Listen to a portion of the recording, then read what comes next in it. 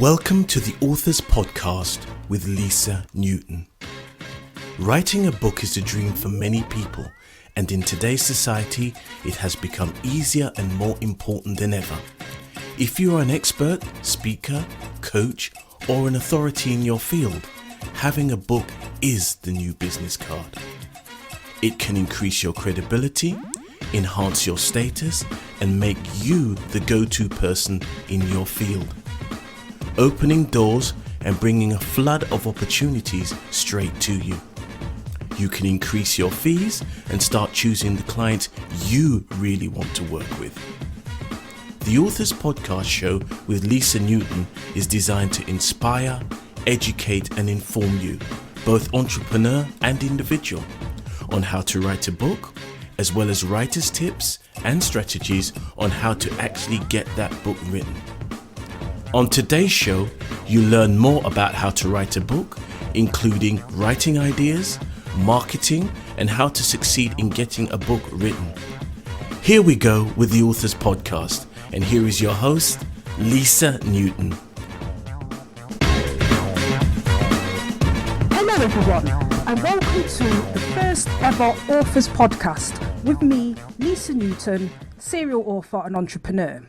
In each show, I'll interview an author, asking them about their book or books, how many they've written, how they got started, and what tips they have for other aspiring authors out there.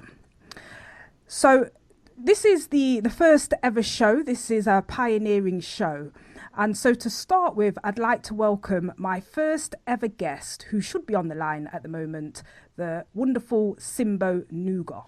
So, Simbo, are you there? I am, Lisa. Good morning. Morning. Excellent. Okay, so tell me a little bit about yourself, the name of your business, what it is that you do, and how long you've been doing it. My name is Simbo Nuga, and I have been writing officially since 2004. That was when the first book was published by Hodder Stoughton, the educational publishers. Excellent. And yes, so I've been writing since then. I was simply an author for them, but I have subsequently started to self-publish. Okay. Which I find quite empowering, really, because you learn to do a lot of the publishing process yourself. Right. And yeah, so there's more responsibility to take on. Okay. Yes. So that's quite interesting. So you've got experience of both being published and self-publishing. So let's go back. Let's start from the very beginning then, and tell me about the very first book then. So we're in 2004, and how did you get in touch with Hodder Stoughton, or did they find you? Tell me about that. Like how did that happen? Okay. I actually, I think going back a bit further, from a young age, I've always wanted to write. I grew up in a publishing family. My father was a well-known printer and publisher in Nigeria. Oh, wow. But I never really thought I would. I thought it was just going to stay a dream. Yeah. But then I started working as a managing director of a niche publishing firm. And I found out that during the employment process, I would interview people and also require them to take some tests, and realized that those tests were not freely available in the market. Right. And I wasn't quite happy about that, because I thought, they will be ill prepared to take those tests if they don't even know what those tests are. So I was quite vocal about this, but life events happened. I was expecting my second child. It was a very, very challenging pregnancy and time in my life. And a friend who knows how passionately I felt about the subject learned that there was a need to write a book on the topic. So informed the publisher that actually there could be someone who could help to provide that service, mentioned it to me, and I then wrote a proposal to them, which they accepted. And it took a period of about 1 year, 18 months for me to research and publish the book and have the manuscript written for it to be published. Okay. And so what was the title of that very first book? It was called Succeed at Psychometric Testing, Practice Tests for Verbal Reasoning. Wow. Okay. Long book. Long title. Yes, and so was the research behind that as well. It's very eye-opening actually. And yes, it was. Okay, and that's still for sale now? It is still for sale. It's on Amazon and also in some bookshops. Yes. Okay. And how many have you done in total then? I have written that have been published 4 books. Okay. And I've got quite a few more in the pipeline. Oh. I've got 3 more, within the next 2 months coming out. Okay, excellent. So this first book then, let's continue with this. So you said that took you about a year to write. Yes, I think it was more to research. It was actually over a year to research it, contact the right researchers and those who are scientifically quite aware of the content of such tests, right? So that the content is valid and relevant, right, for the target market. So really, then it's not so much it took you in a way that long to write; it was the research phase that took the longest part. Yes, in a way. Yes. You're saying. It was a learning process for me as well. Okay, in order to find the people. In order to understand the thought processes, the science behind it, right. And also to make sure that the book is user friendly, right? And would encourage anyone who was in a situation whereby they are going through tests for employment or aptitude tests for schools or colleges to be able to use. I see. And were there other books already out there on the market? Did you look at them? There were a few, but I find that given the nature of the subject, a lot of the test providers actually don't make them freely available. Oh, I see. So companies have to buy them from those institutions. Right. Whilst in fact, I think it being readily available for the consumers or for the mass market, right, is useful because people need to be aware of what they will be going through, and practice in this instance makes perfect, really, because the more they practice the tests, the more they're able to succeed. Right. So and the more their communication power and what power would improve, really. So this is for the person going for the job, and it's psychometric testing. Yes. It tests their aptitudinal abilities, yes. Okay. And just remind us of the book name again. It's called Succeed at Psychometric Testing, Practice Tests for Verbal Reasoning. Right. And did you come up with that title, or was that the publishers?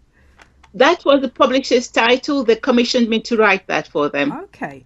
After I gave in my proposal that I could do it, yes. Okay, so when you gave in your proposal, roughly sort of how many words was that? I think, looking back a while back now, I think I wrote about 4 chapters or thereabouts. Oh, right. Okay, so it was like a sample of a book, and then how long did it take them to get back to you with an answer or a response? With an answer, I think not very long actually. I think they were on the lookout for someone to write the book. So I think within a month or 6 weeks, I think they got back to me. Okay. Really, it was relatively quick. Yes. And was there, when they got back to you, did they have a word count? Did they give you a deadline? How did that work? I don't remember a word count, but I think I wanted to give them a flair of what the content will be. Yeah. And to do justice to it being my first official one, of course, I wanted to make sure that they could reason with the information that I was presenting them with, and the need for the market to have access to that information or help. Okay. Yeah. And so, did they help you in terms of? Did you submit a first draft and then it gets? Did they edit it and they send it back to you? Yeah, What was the they process?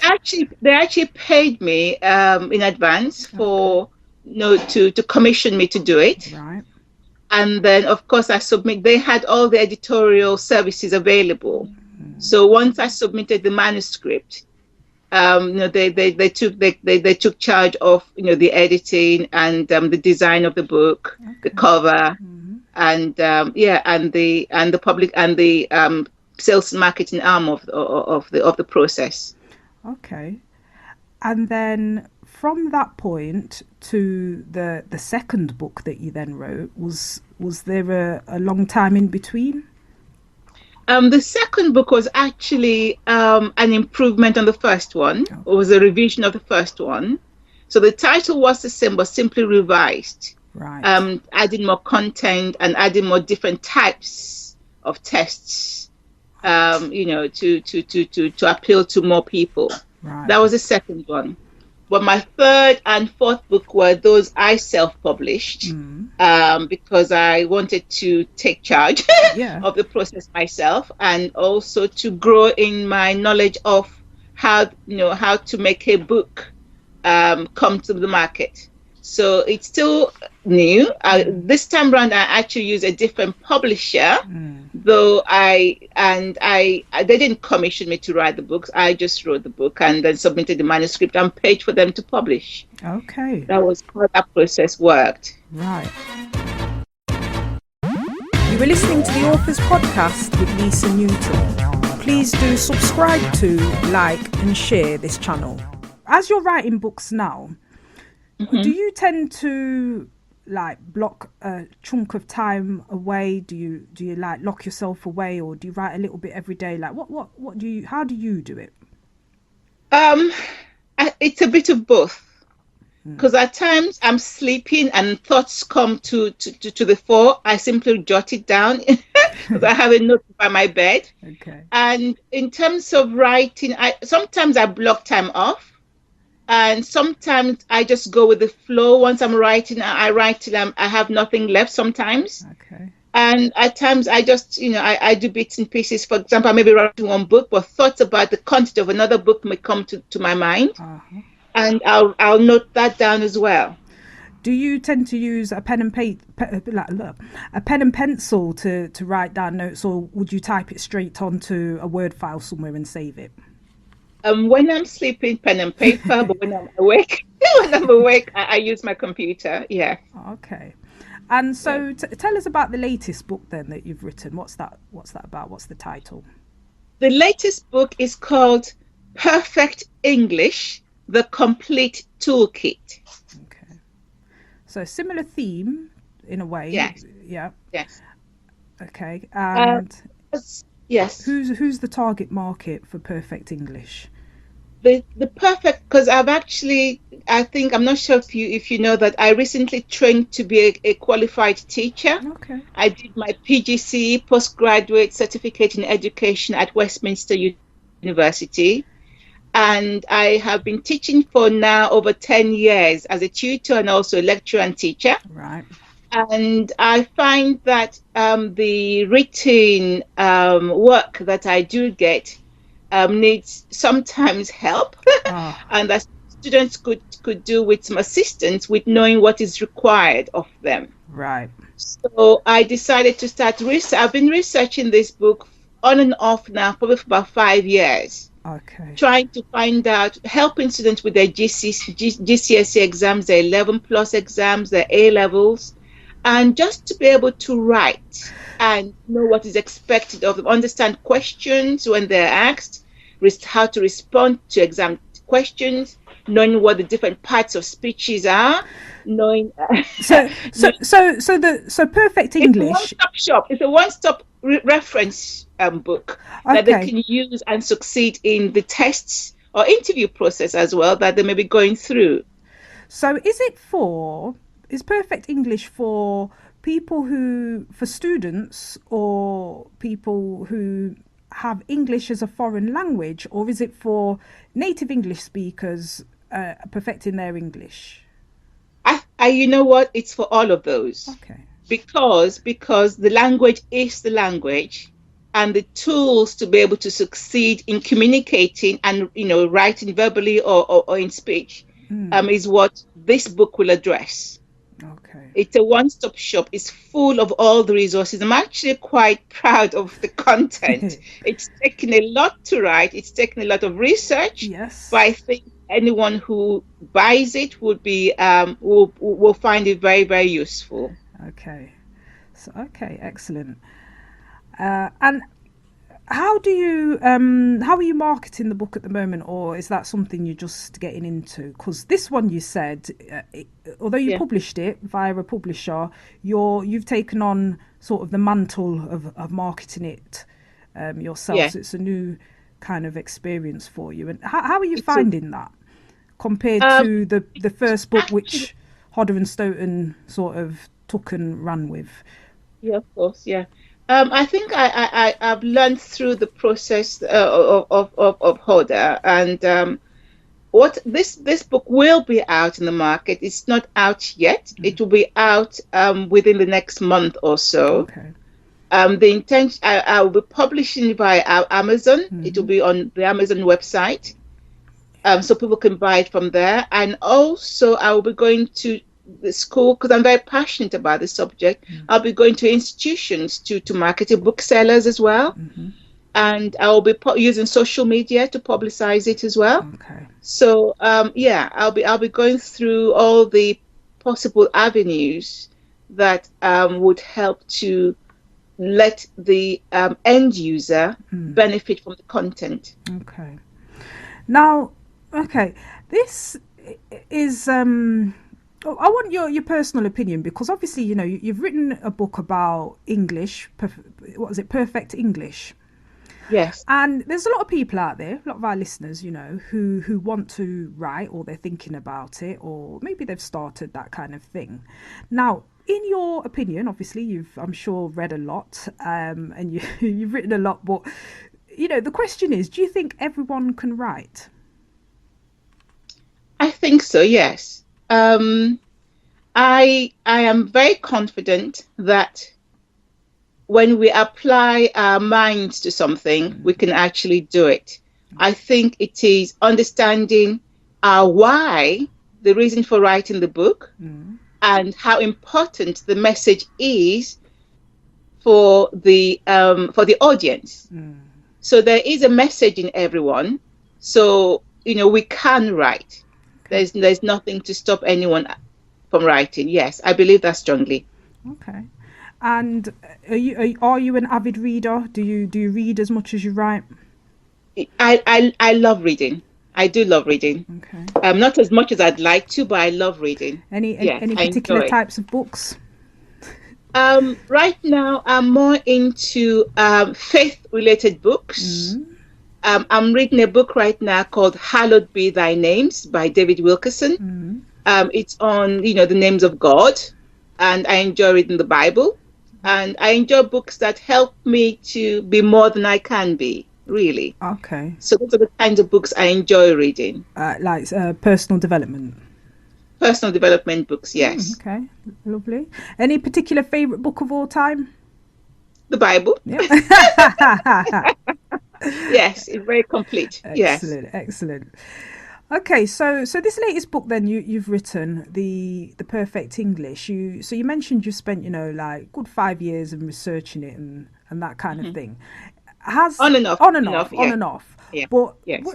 So how do you go about researching? Where do you kind of find the time? And when you say on and off, is it like do you kind of get excited by it, do some research, and then put it to one side?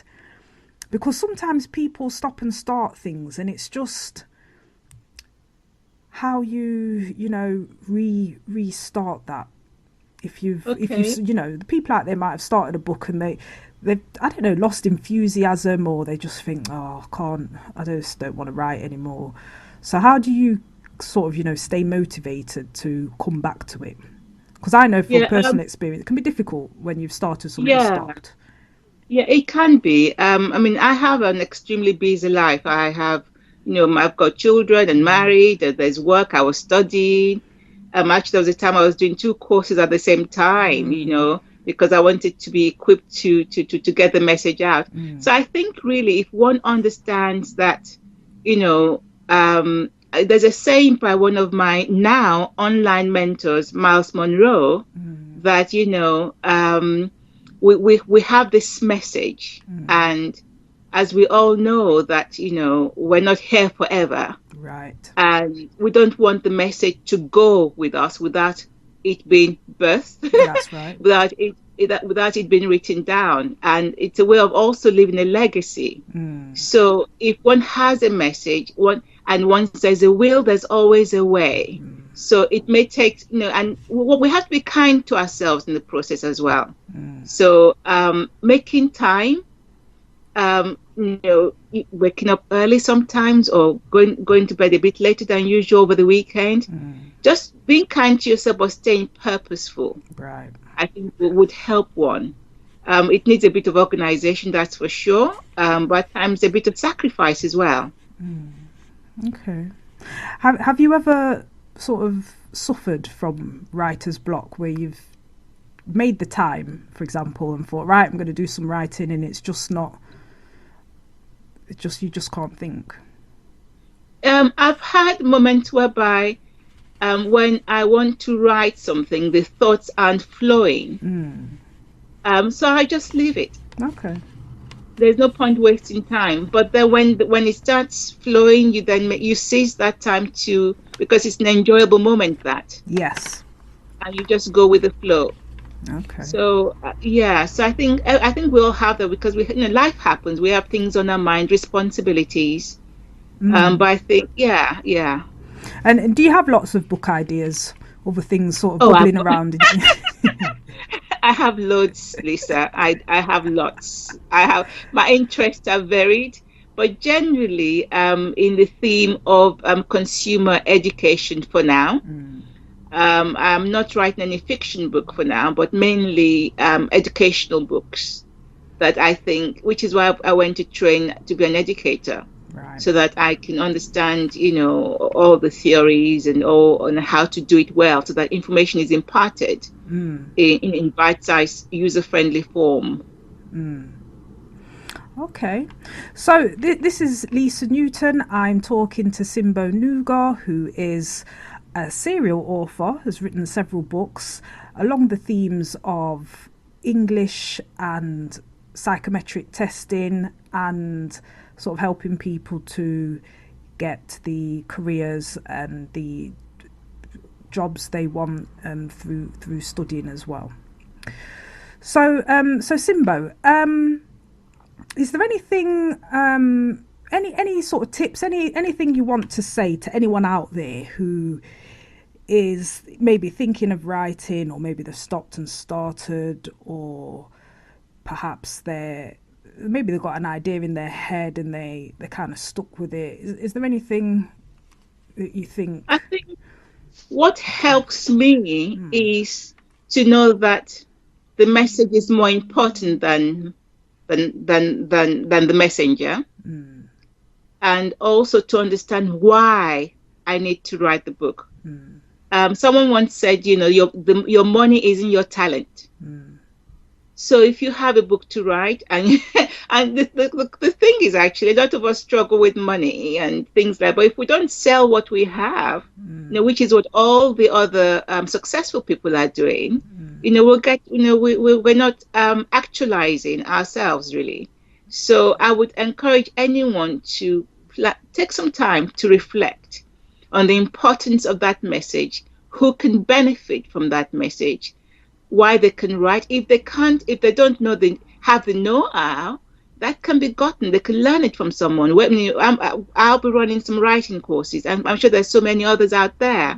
But to learn the skill so that they can actually start making sure that the information does not stay with them or go with them in an unfortunate situation. Yeah, excellent. So it's almost unbottling your knowledge, so to speak, and getting it onto the page. Do you ever read any reviews that anyone's ever written from you? Because sometimes that stops people, this fear that, what if someone says something bad about me and, you can't write, that kind of thing. So do you ever, do you ever read your reviews or ever be put off, or have you had any nice feedback for that matter, or anything that might ever happened to you? I don't listen to I don't bother myself with that. Everyone is entitled to their own opinion, as long as I know that I'm working in my own purpose. Yes. And also I've had an unusual situation whereby I went on a writing course because I wanted to learn. Yeah, of course. And the person who was running the course told me he had been writing and selling my own books. So that was a good feedback to get, and that was very encouraging actually. And he kept using me during the course, saying that he doesn't know why I'm here, but you have to learn and be humble. The more you learn, the better you become. Wait, he's been writing and selling your books? Yes, he said yes. He's been writing. He's been selling my own books, and also he got his inspiration actually because he writes tests for various professions. Okay. And he got his inspiration from me. So that was encouraging. Okay. Yes. Excellent. Yes. So you just don't know really when you write a book whose life you might touch and change. So from reading your book, he became inspired and wrote his own books. And written many books. And he's very successful as well now. Say that for me again. And he's a very successful writer. He lives his life as a writer. Excellent. Okay. Yeah. You were listening to the Authors Podcast with Lisa Newton. Please do subscribe to, like and share this channel. Do you know where it says occupation? Are you a full-time author? Because I know you just said that you've qualified for the PCG. So you are a professional, you are a teacher and educator. Yes. Do you put the title author in your sort of, not so much on your CV, but if someone says, what do you do? Yes. Yeah. I'm actually I enjoy saying that. Okay. Because I think when I've done my self-analysis, I am very connected to the fact that I am a funnel. Yeah. So yes, I am an author. I say that with no sense of humility. No, excellent. Yeah. And yes, because I think it's actually a privilege to be that, because you're lighting something or igniting something up in someone to help them be more of what they're meant to be. So I enjoy that. No, excellent. And I know in the past, when I've met other authors, the people around them sometimes can be in such awe. Like they have this really romanticized view of what being an author is. Like you've got your typewriter and you're in a little, cottage in the countryside or something. You're just there and just having a nice idyllic kind of life. But what is it? Is it like that, or is it a lot of work? It's a lot of, it can, of course there are perks to being a writer, but it's a lot of work. It takes discipline. It takes understanding the audience. It takes planning. It takes even looking at yourself to see that the message is conveyed in its purest sense, without any subjective issues. Yes, it takes, there's a lot more to it. Of course, there are benefits, but there's a cost to it as well. Okay. All right. Excellent. So thank you very much, Simbo, for joining me. And Thank you. I have been speaking to Simbo Nuga. And so, Simbo, before you go, let us know if anyone wanted to contact you or get hold of your books. What's your website? How can we stalk you? How can we find you? How can we find out more about you? Tell us how your contact details. On Facebook, on LinkedIn. My website is www.liberty-stowe.com.